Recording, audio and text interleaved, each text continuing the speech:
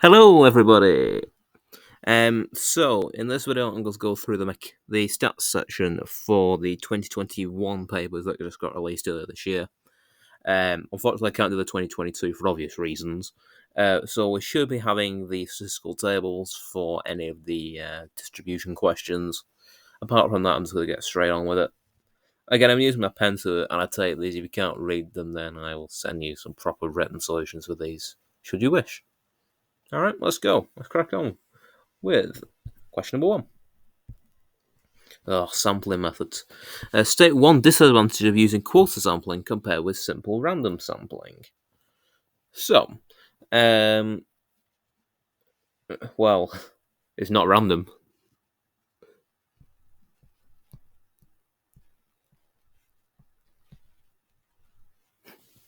That's the obvious one, isn't it? It's not random. Part B says university 8% of students are members of the university dance club. A random sample of 36 students is taken from the university. The random variable x represents the number of these students who are members of the dance club. Using a suitable model for x, find the probability that x equals 4. Okay, so we've got then a little probability thing we can set out. So that x follows a binomial of 36, comma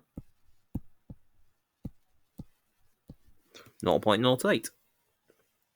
Hence, we can get the probability that x is equal to 4 via our binomial function on our calculator, binomial CD. Of course, I have done that next to it, and I get the value of, I'll write down the value I have, 0.167387, and a load of the digits. Like I say, you're not really too bothered of what they give you for this one. The probability that x is greater than or equal to 7 is the same as 1 minus the probability that x is less than or equal to 6. You can get that probability out, which is 0.022233. Cool. Part C. Only 40% of the University Dance Club can dance the tango. Find the probability that a student is a member of the University Dance Club and can dance the tango. So we've got intersections. So we've got the probability of club and tango, which is 0.08 multiplied by 0.4. What's that going to give you? 0.032, isn't it? Yeah. A random sample of 50 students is taken from the university. Find the probability that fewer than 3 of these students are members of the University Dance Club and can dance the tango. Okay, so we've got a random variable again. We've got t this time, followed by a binomial of 50, comma, this 0.032 I've just found.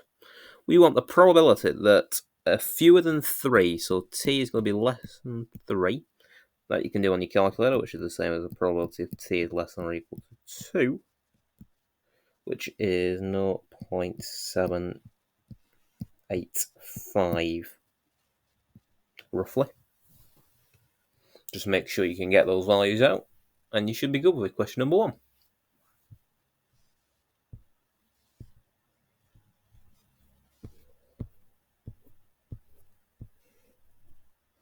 Question 2.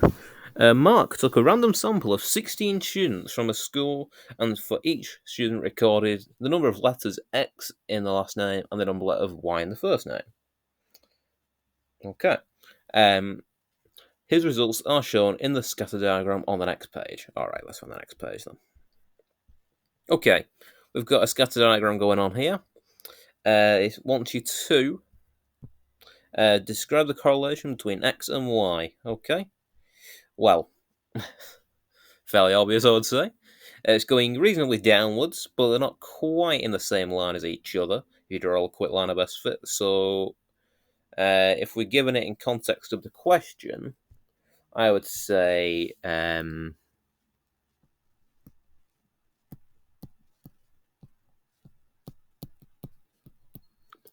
something along the lines of weak negative. That would do. Part B, Mark suggests that parents with long last names tend to give their children shorter first names. Using the scatter diagram, comment on Mark's suggestion, giving a reason for your answer.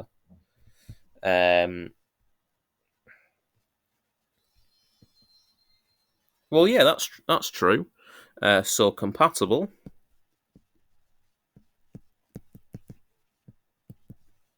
We'll use those three dots, which means because negative correlation. I'm happy that's true. Yeah, cool. Next bit. The results from Mark's random sample of 16 observations are given in the table below. Using your calculator to find the product moment correlation coefficient between x and y for this data. Okay, so there's no values of 0 to be aware of, and we've got all 16, so we can just calculate R really quickly. Which I get it to be 0.54458. Alright, you're literally just going to the stats function on your calculator, on the Casio ClassWiz, putting them all in, and then finding what the value of R is, and it'll give you the regression line as well. But we need just the product moment correlation coefficient, so we don't want anything else. Alright? So, part D. Test whether or not there is evidence of a negative correlation between the number of letters in the last name and the number of letters in the first name. You should state your hypothesis clearly and use a 5% level of significance. Okay. So, job number one then is to say, well, that the null hypothesis H0 is such that the probability is equal to 0. Standard, I should hope. The alternative to this is such that rho is less than 0. Remember, my rows and P's have to be slightly different. So, number line, we're given not much. We are got our value of R there, which is negative, so it's down here, our value of R, which was this value over here.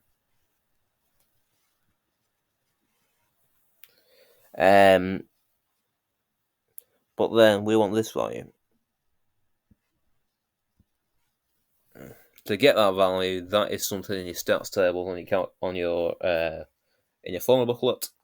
If you scroll all the way down to the formula booklet, so I've got a copy of the formula book in front of me, so it's not so bad.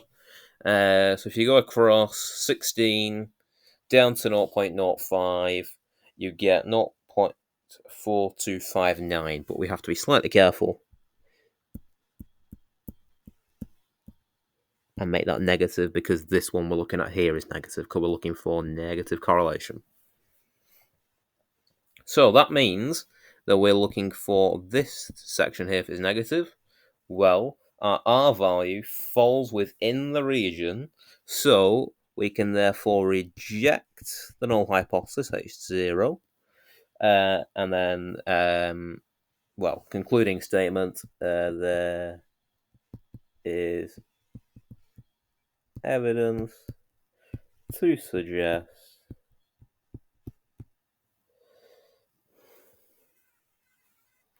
there is negative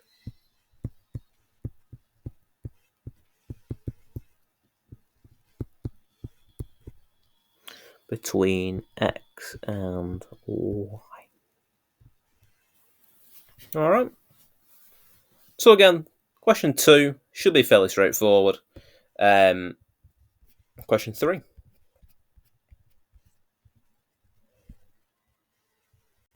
Alright, question 3 then. Stav is studying the large dataset for September 2015. He calls the variable daily mean pressure, which is given as X in this case, using the formula Y equals X minus 10,010. The data for all 30 days from Hearn are summarised by the sum for Y being 214, the sum for Y squared being 5912. State the units of the variable X. Alright, so daily mean pressure, first of all. Daily mean pressure is one of those things that you are meant to know, and it's meant to be measured in hectopascals. If you want to write hectopascals and not HPA, if you're not confident remembering the units, that's also fine. Part B, find the mean daily pressure, or daily mean pressure for these 30 days. Okay, so we're given this little formula here, so we can rearrange that to give me what x is, which is what I want to know, which is y plus 1010. I.e., that means that x bar is going to be y bar plus 1010. And y bar, we can get out really quickly doing the sum of y divided by how many, which is 30, so 214 over 30 plus 1010. There we are. Which gives you 1017 hectopascals. Part C, we're going to calculate the standard deviation of daily mean pressure for these 30 days. So it's an extra 3 marks. I'm expecting a little bit more work in Part C. We know that the sigma for the x values is the sigma for the y's. That's one of the key bits to remember, because the standard deviation is not affected by this type of coding, is it? So yeah, we can do that. And this is our little formula, so we can do the square root of the mean, 5912 over 30, minus 214 divided by 30 squared, i.e. taking away the mean squared. Because we want the squared, we've got the sum of the y squares over n minus the mean squared, square rooted, which will give you, if you plug that all in, about 12.09 and a load of other rubbish that we don't care about. Alright? For the sakes of this, I'm going to round it to 12.1. And the sakes for what x bar is, I will round that to 1017 as I've given it there, because in part D here, we're going to need it. Stav knows that in the UK, winds circulate in a clockwise direction around the region of high pressure and in an anti-clockwise direction around the region of low pressure. The table gives the daily mean pressure for 3 locations from a large data set on the 26th of September 2015. We've got Heathrow, Herne and Lucas. Not Luchas, Lucas, by the way. So, the cardinal wind directions for these 3 locations on the 26th September 2015 were in random order: west, north, east and east. You may assume that these 3 locations were under a single region of pressure. Using your knowledge of the large data set, place each of these cardinal wind directions in the correct location of the table. Will give a reason for your answer.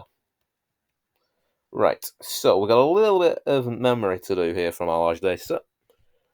First thing to do, though, is we need to take our y bar and we need to add the mean to it, which is 1029. You see those? So the entire system is in high pressure because they're going clockwise around it. Makes sense. We're looking for the clockwise direction, rather, from this bit we're given in the question. So the cardinal wind direction is the direction that wind is blown from. So northeast would end up being Heathrow for that reason. Herne would then get the east, and then I would say Lucas would get the west. Remember, if you draw a really crappy little diagram of what the UK looks like, something along those lines, Herne is over here on the coast, Heathrow's up there, and Lucas is all the way up there in Scotland. And then, of course, you've got Campbell and Leeming over there, which we're not caring about in this question. And, of course, you've got the overseas ones as well. In this case, that is why that's going to work, because the cardinal wind direction is the direction wind is blown from, which is what this thing is. And you're meant to be aware what cardinal wind directions are in order to answer this question. Alright? Again, large data set questions, if you don't answer them, you're not going to lose too many marks, but, it's always worth having a go. Like I said, that first bit, calculating standard deviations, that should be something that's pretty rudimentary at this stage. Ooh, we've got a 3 circle Venn diagram to have a look at. So a large college produces 3 magazines. One magazine is about green issues, one is about equality, and one is about sports. Of course they are. The student at the college is selected at random, and the events G, E, and S are defined as follows: G for green issues, E for equality, and S for sports. The Venn diagram where P, Q, and R and T are probabilities gives a probability for each subset. Find the proportion of students in the college who read exactly one of these magazines. Looking for exactly one of them, so we just need to add them up. So we add 0.08 to 0.09 at 0.36, which gives you 0.53. Cool. Again, 1 mark should be able to do that. In part B,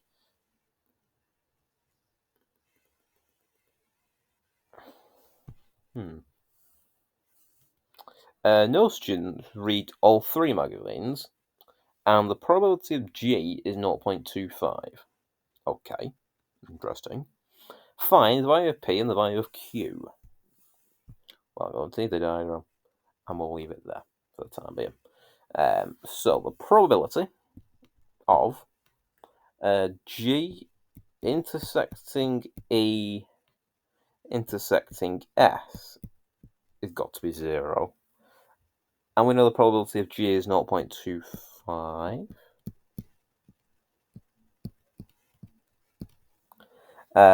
So this bit then will be equal to P, which is then 0. Interesting.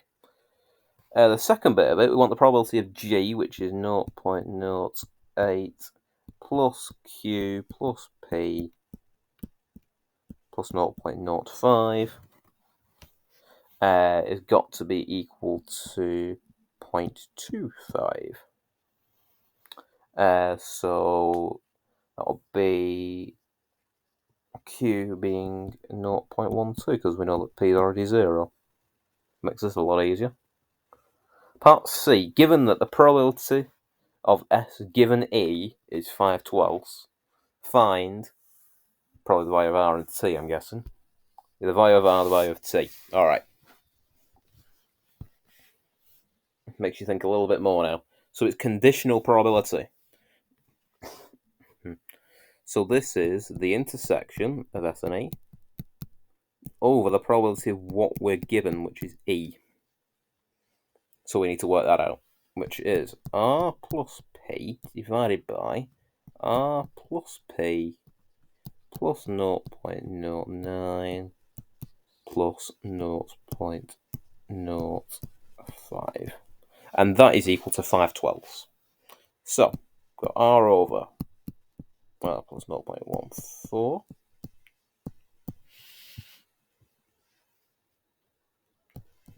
equal to 5/12. Which gives me 7R is 0.7, which gives me the value of R as 0.1. The second bit, we want the value of T. Well, we know that some of all probabilities should be equal to 1. So, I suppose let's add them all up. 0.08 plus 0.05, 0.09, Q, P, and R, and the 0.36, and the T should be equal to 1. That tidies up, we sum them all and we get 0.8 plus T is equal to 1. So T should be 0.2. Again, please be slightly careful of this question if you read it properly. That'll be a good start.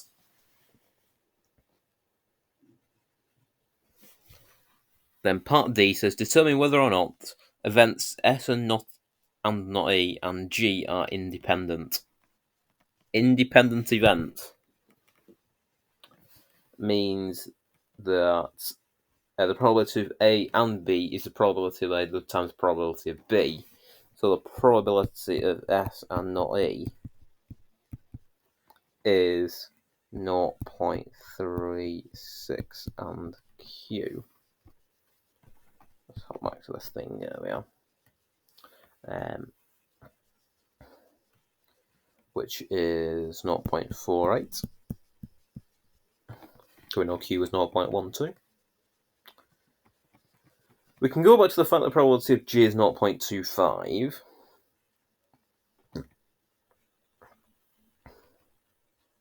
So the intersection of the two will be equal to Q. The probability of S and not E and G is equal to Q, which is 0.12.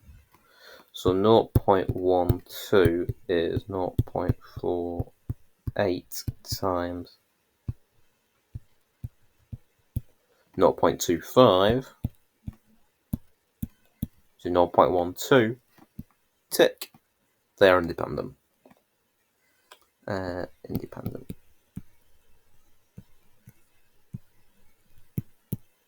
Alright. So a nice bit of probability work there on that question. And to be fair, these are pretty much easy marks now, aren't they?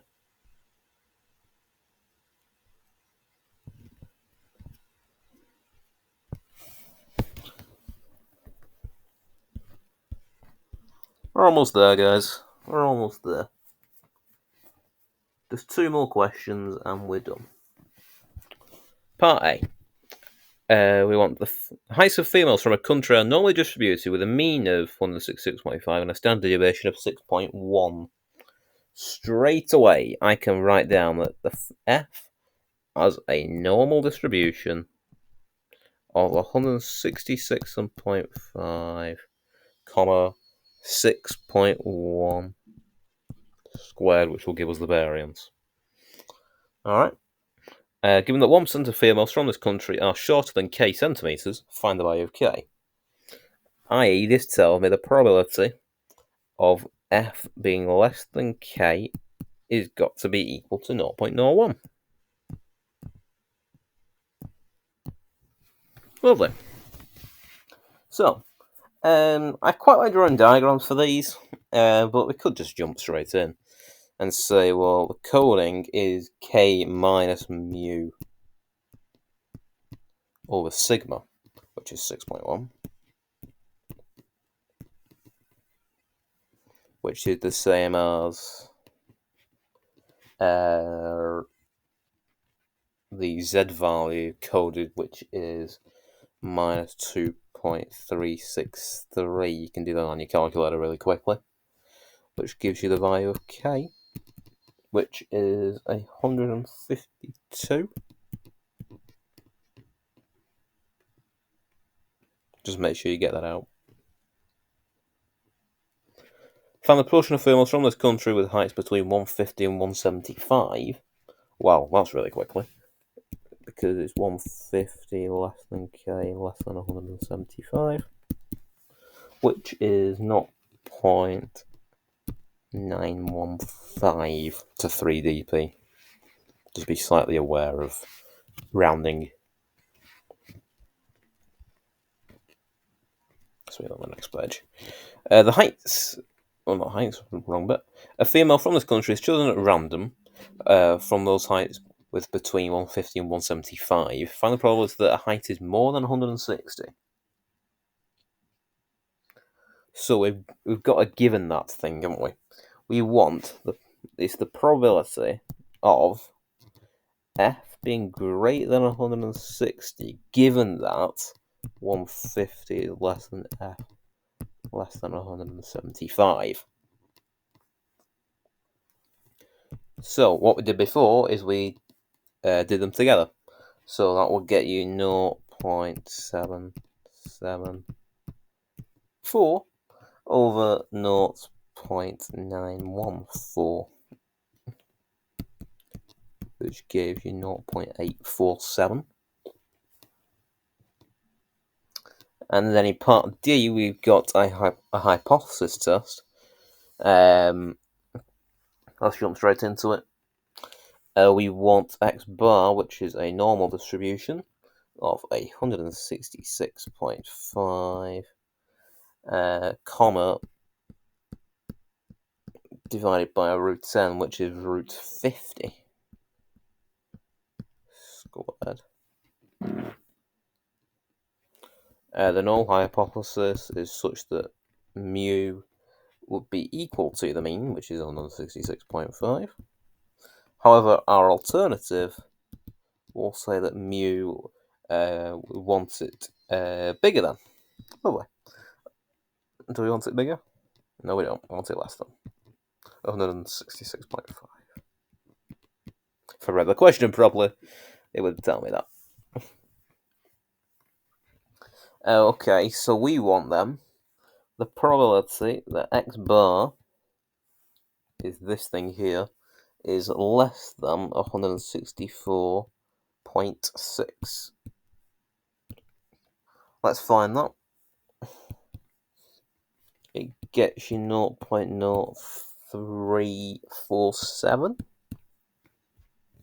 which is definitely less than the 5% significance level. So we reject H0, and there is evidence to support OA.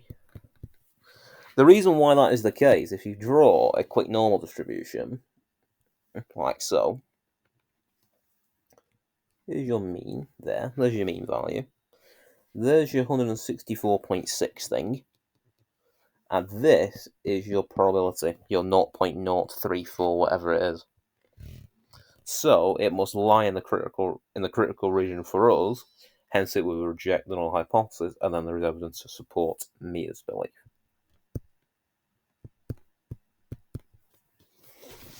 Okay. So, nice little hypothesis test there. The last question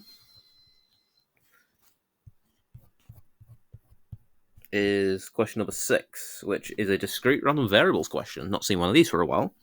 The discrete random variable x has the following probability distribution. The probability that x is going to be those values there. Okay, cool. All the probabilities are greater than 0, and b is bigger than a, but b is going to be less than c. Right, find the value of a, b, c, showing you're working clearly. All right, that's not so bad then. So we use the fact that all the probabilities will be equal to 1. So log base 36 of multiplying those together, or adding them, which means multiplying what's on the inside, using a bit of log laws, is equal to 1. That's nice, because that will give us that A, B, C is equal to 36 to the power of 1, i.e. 36. Given the fact that B is bigger than A, which is bigger than C, they're all bigger than 1, tells me that log base 36 of 1 gives you 0. And if they've got to be distinct integers,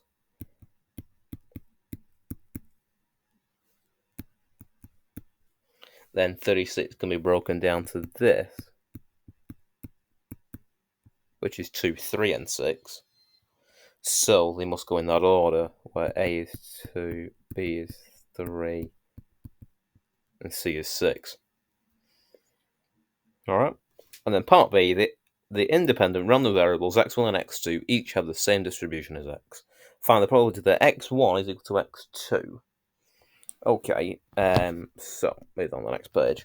Well, x1 and x2 are the same, so it's just log base 36 of A squared plus log base 36 of B squared plus log base 36 of C squared. We just found what A, B, and C are. We can plug all that in, and it gives you a probability of 0.3814, and it keeps on going and going on. So if you want to round it to 3 decimal places, 0.38, something like that would do. Something like this. Marking scheme wise, let's have a look here for the statistics bit. I just want to double check what they round it to. Awarding answers which round to 0.381, so 0.38 would be fine, or this would be fine if you just saw that. That would get you the 2 marks there. Yeah, and the bit for the 5 marks here is seeing that they are distinct integers means that they must multiply to give you 36. And then you can find many combinations that would do that in order to get you the right combination.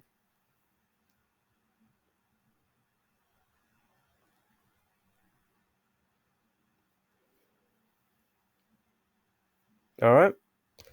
So, I hope this has been helpful for you. If it has, then don't forget to leave me a like, and I might do the mechanics one for that case. If you want to do the mechanics, leave me a like, and let me know, and I will do it. So, like I said, hope you enjoyed, and I will see you all next time. Thanks very much. Goodbye.